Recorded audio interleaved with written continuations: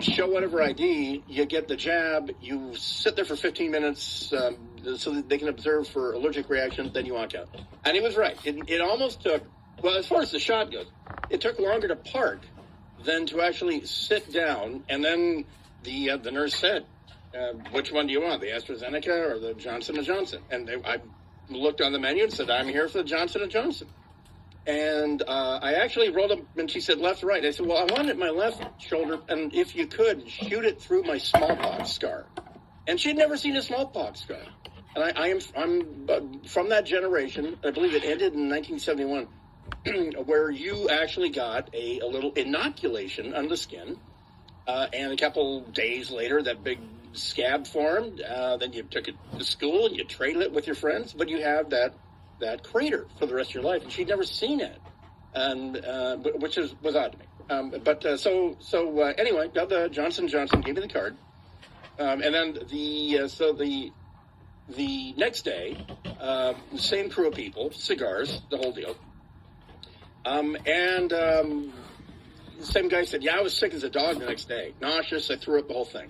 And I said, the Johnson & Johnson, you got it, and you were sick as a dog the next day. And he said, yeah, and here's the thing.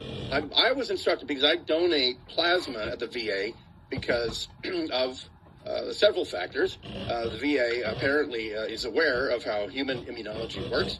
And having had the disease in February of 2020, I am producing antibodies. And so I had to inform them, I have already had it.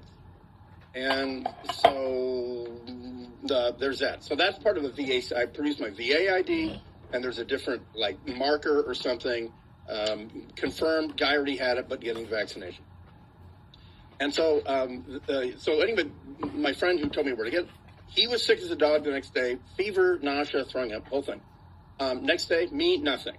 And why? Because I already have the antibodies in my body. So when the Johnson & Johnson came on board, the other one said, hi, antibody, are you a memory T? Did you want to make some memory T-cell lymphocytes? Because we know how to do that. And so no effect whatsoever if you have it.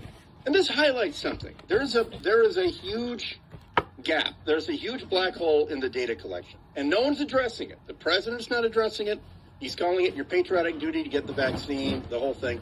Our local county director of public health, forgot her name, is not addressing this. Nobody's addressing this. And the accounting of the percentage of Californians who've had the vaccine, they're not accounting for the percentage of Californians who did have it. If you're looking for a calculation to determine herd immunity or whatever, you have to count the people who were sick, never set foot in the hospital, didn't tell anybody. So you can count me and my daughter. It was months later that I went to the VA and I said, hey, test me for the antibodies. And they said, you're coursing with them. And so they're not accounting for that. And so, because I can only answer for myself, and I'm tired of explaining the human immunity system to people, I just got it so I can count as a person who got it. And so if you're like me, that you had it, and you know how the human immunity system works, just humor everybody and go get the Johnson & Johnson. And we can all move on faster. That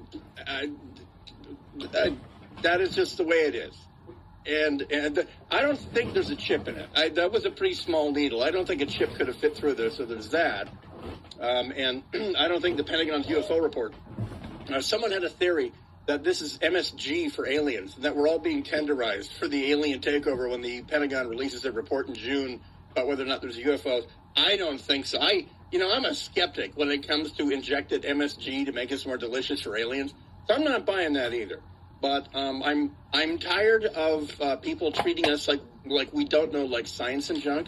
I'm tired of being treated like I didn't spend 8 months at Fort Sam Houston in medical lab tech school, or a year in the University of Washington Medical Center as a ER stat lab tech. So I'm not going to act like that. So, but having run out of patience with other people, I just said, you know what, I'll just go get it.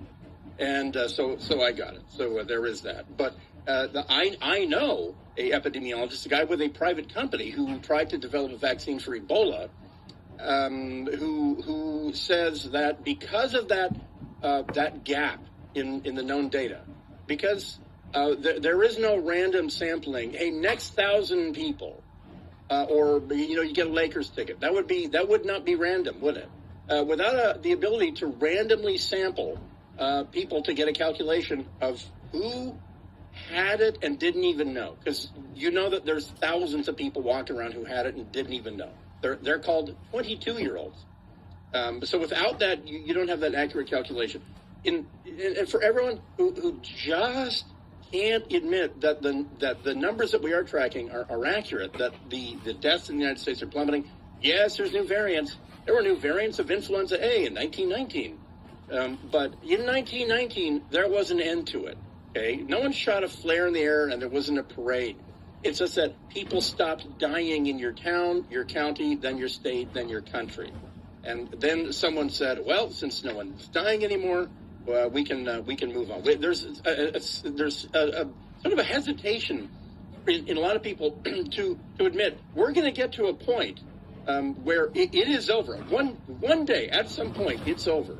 And even though authorities should have done this back in late January or early February, somebody should have said, hey, there is no zero-death scenario. Not in life, not on highways, not in public pools, not off of Pacific Palisades. There's no zero-death scenario. And there is not one with this. But there is a point where the mitigation, the measures that we're taking to reduce infection are doing more damage to our society, our schools, our teenagers, and our economy and the rest. And we're rapidly approaching that rate. But one thing is holding us back, and you have to ask yourself this.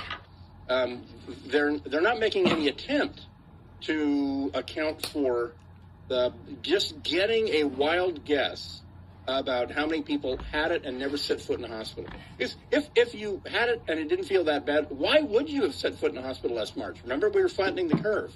And I don't know, could you take people's word for it? Could you have a phone-in thing or something? I wouldn't. I would want to test the serum. I want to test the blood. The blood plasma.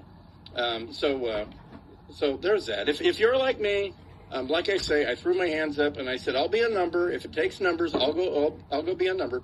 But I'll tell you what, I'm demanding a smallpox booster, because I know smallpox has been eradicated.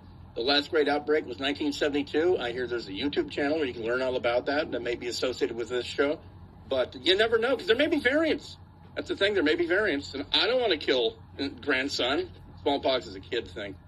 But so I want my smallpox booster. So anyway, I played the game and got the vaccine. I got the one-shotter. So there you go. When we come back, the suicide death drone that Turkey is mass-producing, giving it away so that they can sell more of them. And pretty soon, all the kids are going to have artificial intelligence death drones. Nobody is going to stop and ask, should we do that?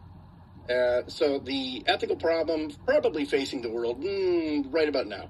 When we come back, it's the Dark Secret Place. Bryan sits in here till 11 o'clock, KFI AM 640, live everywhere on the iHeart Radio app. Vice President, who BT dubs on Twitter, whoever tweets for her 9 hours ago, I think she's smarter than this, but she said, have a great long weekend.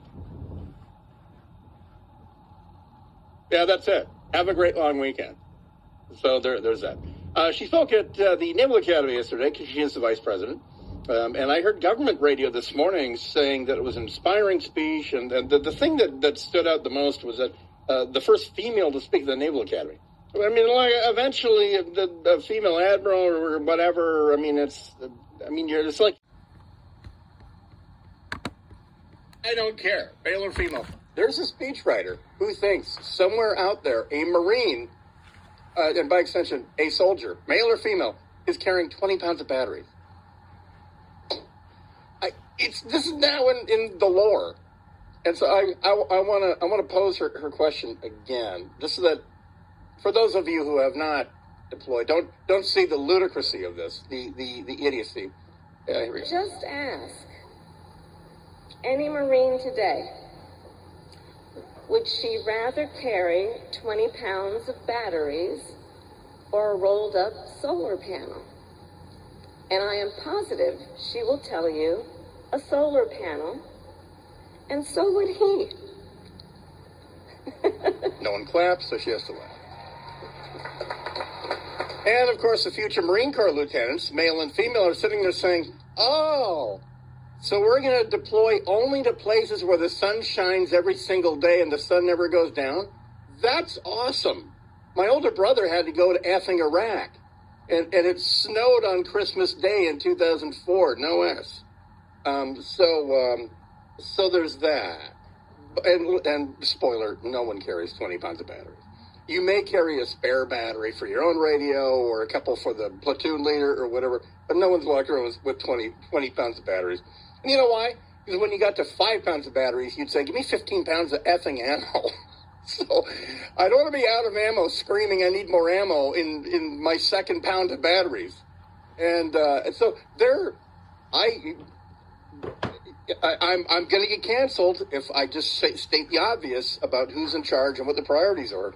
That's not how I would want to be sent off into the Marine Corps, male or female. If I'm going to the basic school, Marine Corps, every Marine pilot, every Marine officer has to start at a thing called the basic school, or as my friends have called it, the Bull S, or the bad scene. It's a 6-month common course for all Marine Corps officers. It's really smart that the Marine Corps does that. Hey, edit that. Don't put that in the podcast. I'll say it again. It's really smart that the Marine Corps does that. Okay, Marine Corps, you do something really smart. It's really smart. And that's why the Marine in an F-18 or an F-35 speaks Marine to the Marine infantry platoon leader, or the Marine artillery dude. They all speak Marine. They all learn Marine in TBS. But they're all looking at each other saying, is there a scenario where a solar panel replaces batteries? So we're not going to be fighting at night? And here's the thing. If you hike frequently, and I mean at least overnight, maybe you do a 2-night, 3-day, whatever. This day and age, most people I know do have a commercially available, foldable, rollable, I've got like a quad fold solar panel. You know what I do with it? I drape it over the back of my rucksack, and I have it in the top flap of my rucksack charging a battery. That's in there and is secured. You have those solar phone chargers, but you don't want to hike with those. That's neat when the sun's up. It's really cool. But I've been checking these patterns. The sun seems to go down every single day, and solar panels aren't worth F all when the sun goes down. And nothing but nothing replaces a battery. Top off a battery, that's great. Most people jury rig a power setup in their vehicle, tank, Bradley, whatever. And everybody these days has devices. Everyone has batteries. We have ways to charge it. No one's carrying a 20-pound battery. But a roll-up solar panel is not the replacement for it. So I don't know this world that if she's president this time next week, I don't know what world she thinks the American military operates in. There's not a sustainable way to fix and fight the enemy and dominate him with the close air support and indirect fire, and then assault through the objective and consolidate on the other side and make the polar bears proud. There's just not a way. But anyway, everyone nod, clap, and then get your commission and then go party, which is, I'd imagine, what they did. Back right after this, the deadly artificial intelligence suicide drones being sold by Turkey. Right after this, the Dark Seeker Place. Bryan shoots in here till 11. KFI AM 640, live everywhere on the iHeartRadio app.